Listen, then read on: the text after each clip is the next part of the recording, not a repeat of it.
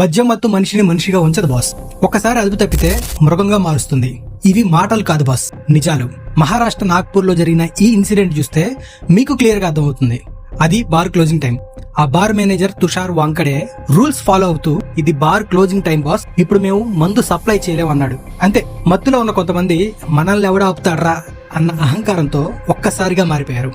Bottle మీద bottle తీసుకుని విచక్షణ లేకుండా ఆ బార్ మేనేజర్ మీదకి విసిరిన విధానం చూస్తే ఇది కోపం కాదు బాస్, ఇది కంట్రోల్ తప్పిపోయిన మద్యం మత్తు. మత్తులో ఒక చిన్న నిర్ణయం, ఒక్క సెకండ్ లో తీసుకున్న యాక్షన్ ఒక ప్రాణాన్ని తీసే స్థాయికి తీసుకువెళ్తుంది. అదృష్టం బాగుంటే బతుకుతారు బాస్, లేకపోతే జీవితాంతం జైలు కొంతమందికి, జీవితాంతం పశ్చాత్తాపం కొంతమందికి. ఈ దాడిలో దగ్గర 60,000కు పైగా ప్రాపర్టీ అయితే డ్యామేజ్ అయింది. నెక్స్ట్ డే పోలీసులు మొత్తం బ్యాచ్ అరెస్ట్ చేశారు. అయితే ఇక్కడే ఒక ట్విస్ట్, ఇందులో 9 మంది మేజర్లు, ఒక మైనర్ కూడా ఉన్నాడు. ఇది చాలా డేంజర్ బాస్. మైనర్స్ కూడా ఇటువంటి యాక్టివిటీస్ లో ఇన్వాల్వ్ అవుతున్నారు అంటే సిస్టమ్ లో ఉన్న లోపాలకి ఇదొక క్లియర్ సిగ్నల్. ఇక్కడ ప్రశ్న ఏంటంటే, మన దేశంలో చట్టాలు ఉన్నాయి బాస్, కానీ చట్టాలంటే భయం ఉందా?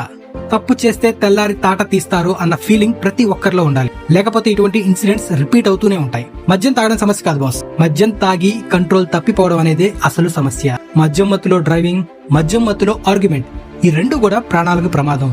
ఒక్కసారి ఆలోచించండి, ఒక నిమిషం కోపం, ఒక గ్లాస్ మత్తు మీ జీవితం మొత్తాన్ని అంధకారంలోకి నెట్టేస్తాయి. ఫైనల్ గా యాజ్ ఏ కామన్ మెన్ గా నా ఒపీనియన్ ఏంటంటే, మత్తు మీ కంట్రోల్లో ఉండాలి బాస్, మీరు మత్తు కంట్రోల్లో కాదు.